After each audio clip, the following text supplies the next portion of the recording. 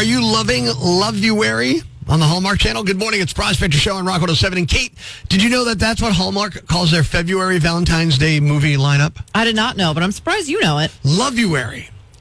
Loveuary. It's wrong to me. It sounds like January. And I realize January and February have the same ending word. I'm not a dummy, but it would have been better if it was Lover.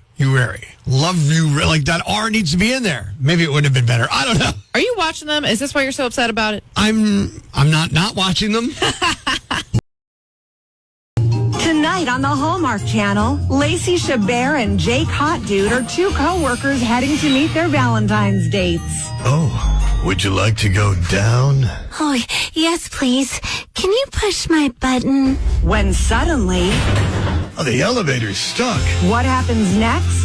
We save money on the budget by sticking to one location, but also romance. Bet you didn't want to spend the most romantic night of the year stuck in this tight box. I have always had a crush on you, but it's been against company policy for me to tell you that.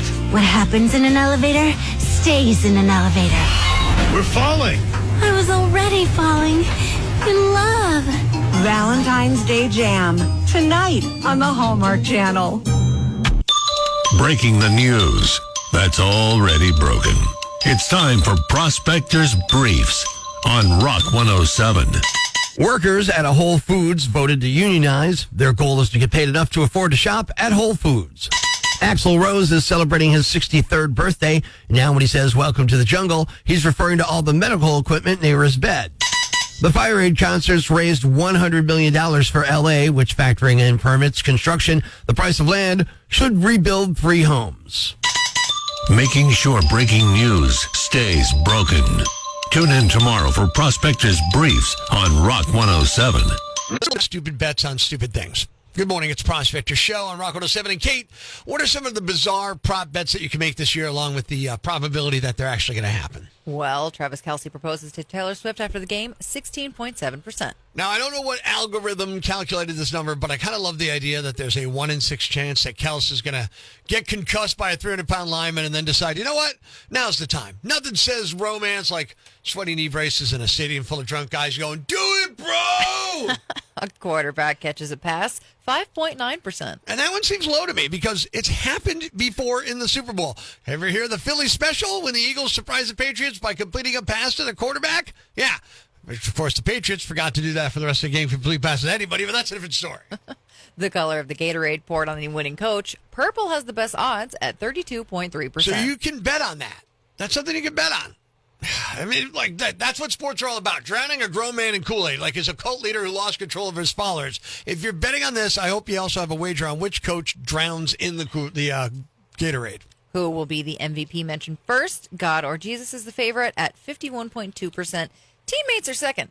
So after, they give the MVP trophy, they start interviewing them, this is where that bet comes in, right? Yes. Okay. It's probably going to be the God at that one. God or Jesus, whatever. I don't know. God doesn't really need another Super Bowl ring. Shout out to the big guy upstairs.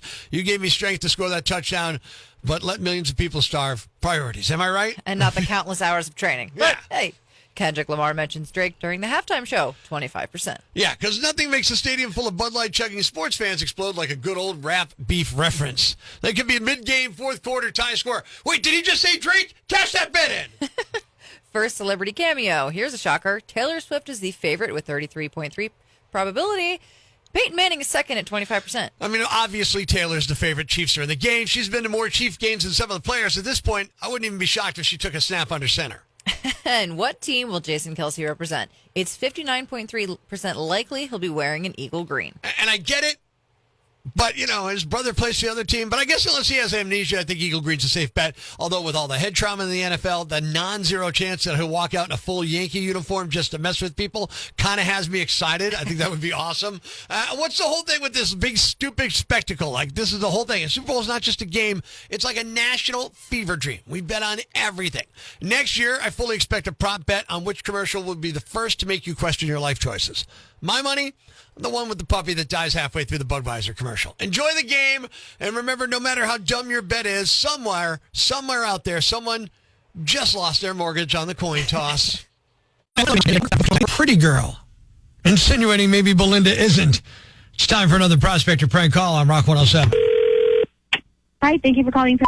Belinda, how can I help you? Hi, Belinda. I wanted to order a bouquet of flowers, but I need your help. Okay. There's a girl I like, but we're acquainted, but we're not like dating or anything yet, but we're casually acquainted. And I thought it would be like a nice gesture to send a bouquet of flowers before I even, asked or anything. Just a casual bouquet. So I was hoping you could help me pick something you think would be good out. Is that something you guys could do? Sure, yeah, we can help you with that for sure, yes. My thought, like roses is probably a little romantic right out of the gate. Like, whoa, put the brakes on there, buddy. You know what I mean? So, so I'm trying to think of what I would get her.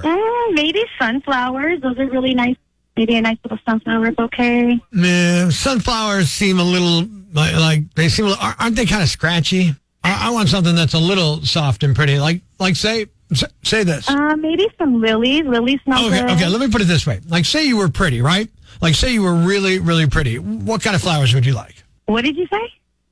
I said, say you were pretty. What kind of flowers would you like to get? Okay, well, that's an interesting thing to say. What do you mean? I mean, how do you even know what I look like? I don't know what you look like. I'm just going off of your voice. I'm just saying, imagine if you were pretty. What kind of flowers would you like to get? So what I have to say is actually... I know, but I need something for someone who's attractive. But based on... I need something that is not too romantic, but for someone who is good looking, okay? This girl's really pretty. I mean, based on your voice and how you sound, you're probably going to need a lot of help. Well, that's why I'm calling you. I mean, of course I need help. Yeah, wow. We'll stick with the roses. Those are going to be the only things that work for you. Stick with the roses, really? That's your final... I could have come up with that myself, right? Well, obviously, you don't have enough girls to give flowers to because you have no idea what it is you're supposed to do. Well, that's why I called you to get some help, but maybe you don't know what kind of flowers an attractive woman would get, because when was the last time someone even sent you flowers? Actually, I get sent flowers pretty often. Really? Yes, okay. Who's sending you flowers? No, my lovely Your boss? husband. He's sending you flowers to take on a delivery. Who knows how to treat a woman and know what flowers He probably does it so he doesn't have you nagging on him like this. Nagging? Yeah. Nagging? Hey, I called you for some help, and here you are getting mad at me right away. No, you called me to insult me. Why would I insult you? Like you don't know what you're doing with women, so you need help from me. You know what? Call a counselor. You wouldn't be insulted if you were busy doing your job instead of making everything about you. Well, I'm busy on the phone dealing with punks like you. A punk, really? So that's how you're going to treat a customer? Well, just maybe you should call it harassment flowers. I have no idea how old you are. In fact, I could take my business down the street and do a prank call somewhere else. I don't have to be doing a prank call on you. What? A prank call? Yeah, a prank call. Yeah, this is Prospector prank call. It's not real. You're on Rock 107 right now. Oh, my God. Your lovely husband. My lovely husband. Chad wanted us to call and prank call you.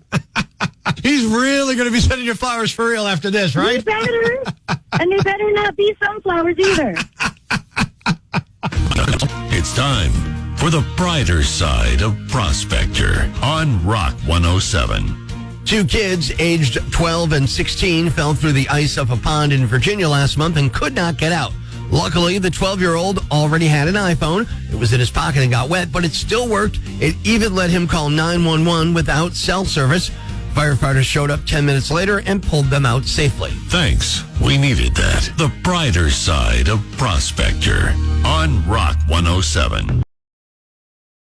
Ladies and gentlemen, grab the kids, call your neighbors, and gather around the radio. It's now time to announce the winner of Prospector's Jam Bag of the Day, as decided by you at rock107.com. We uncover the most baffling, ridiculous, pathetic, cockeyed, laughable, preposterous blunders in the world of misdeeds. Nominee number 1. If you can't afford an Uber, you probably can't afford to purchase a new car. A while back, a man in Florida named Jason Vargesco went to a Hyundai dealership to finance a new vehicle. They looked into it and ultimately denied him. Well, Jason got upset and stole a car from the lot after noticing the keys were left in the ignition. And he got away with it briefly. Authorities didn't have a problem tracking Jason down, though, for two reasons. One, the car lot had a GPS sensor in the car. And two, Jason had given his address to the dealership when he was trying to get financing. Jason admitted to police he stole the vehicle because he was denied a car loan. He said he had no choice because he spent his last $50 on an Uber to the dealership. He was hit with a felony count of vehicle theft. Nominee number 2. The wheels came off can mean you failed spectacularly at something, or it could be more literal. A drunk driver in Connecticut was so hammered last Saturday he didn't realize he was missing a tire. Someone near Greenwich, Connecticut called cops around 11 p.m. and said a car on I-95 was driving on three wheels and was all over the road. The driver was a 28-year-old named Hector Estrell. Cops caught up to him and confirmed the missing tire, and they said his car was emitting, quote, large plumes of smoke while in motion. He was only going 30 miles an hour, but swerving all over the place. He sped up to 70 when they turned their lights on, but two cops' cars boxed him in and got him to stop. He reeked of booze, his eyes were bloodshot, and he eventually admitted he'd been drinking and smoking weed. And despite all the smoke, they said he was unaware he'd been driving on a rim. He's facing a DUI charge and additional charges for reckless driving, disobeying an officer, failure to maintain a lane, and operating a motor vehicle with unsafe tires. And the winner is the drunk driver who didn't know he was driving without one of his tires. You're the Yam Bag of the Day. And we'll move on to Friday's Yam Bag of the Week competition. Keep it here for all the nominees for Prospector's Yam Bag of the Week. Friday morning on Rock 107. Prospector's Prime Cuts podcast. Be sure to catch us live weekdays from 5:30 to 10 a.m. on Rock 107 or online at rock107.com or the Rock 107 app. A free download for your Android or iPhone. Subscribe to the podcast on Apple Podcasts, Google Podcasts, Spotify, Stitcher Radio, or wherever you get your podcasts so you never miss Prospector's Prime Cuts.